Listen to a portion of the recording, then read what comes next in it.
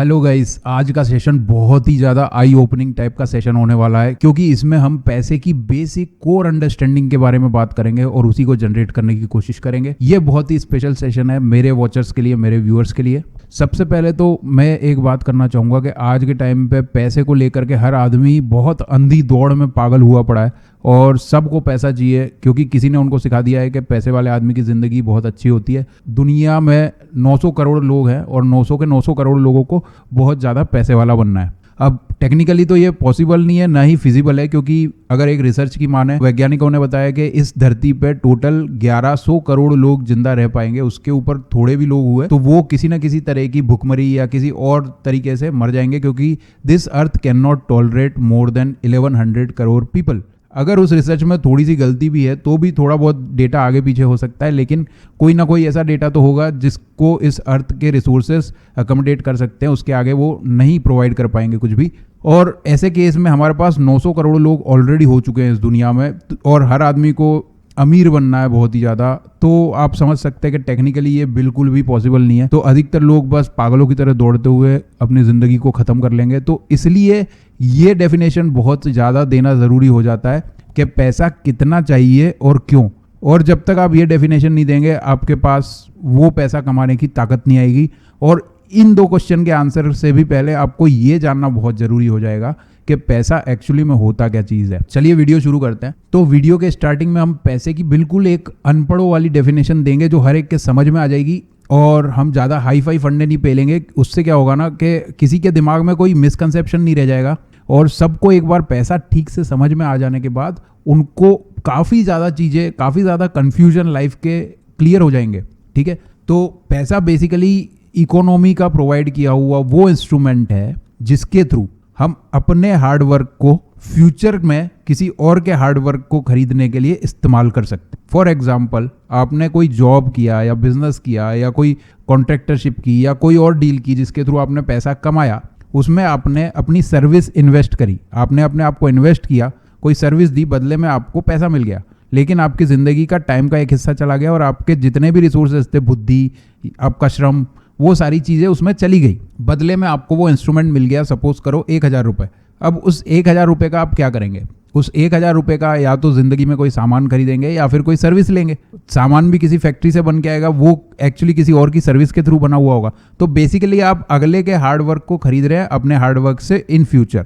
ठीक है, तो ये होता है पैसे का पूरा टास्क। तो पैसा कितना और क्यों कमाना है, जब आप ये अपने सामने प्रस्तावना रखते हो, डेफिनेशन रखते हो, तो बेसिकली आपको क्लैरिटी होनी चाहिए कि आप उस पैसे का फ्यूचर में इस्तेमाल क्या करने वाले हो। क्योंकि बिना इस्तेमाल के अगर आप पैसा जोड़ने की कोशिश कर रहे हो तो वो एक्चुअली एक फेल्ड अटेम्प्ट ही होने वाला है।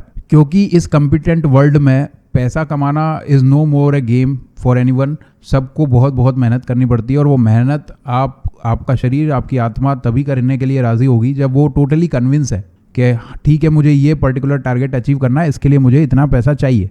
तो अपनी सोल को कन्विंस करने के लिए आपको पैसे की अंडरस्टैंडिंग बहुत ज़्यादा ज़रूरी है। इसके अलावा आपके पास एक और कैलकुलेशन होनी चाहिए कि उसके ट्रेड ऑफ क्या क्या है, कितना टाइम मेरा जाने वाला है और किस किस तरह के मेरे रिसोर्स लग जाएंगे उस काम में, और उसके बाद मेरे पास कितना पैसा आएगा, उसमें से कितना टैक्स में चला जाएगा या कितना मेरे हाथ में बच जाएगा। तो वो सारी कैलकुलेशन जब क्लियर होती है तब जाके आपके अंदर सिंसियरिटी आ पाएगी उस पर्टिकुलर अमाउंट को अचीव करने के लिए। अब क्योंकि हम पैसे को समझ चुके हैं तो अब हम एक और बात कर लेते हैं कि आज के टाइम पे हर इंसान अपनी लाइफ की सक्सेस को सिर्फ और सिर्फ पैसे में वैल्यू करता है और किसी चीज़ में वैल्यू नहीं करता।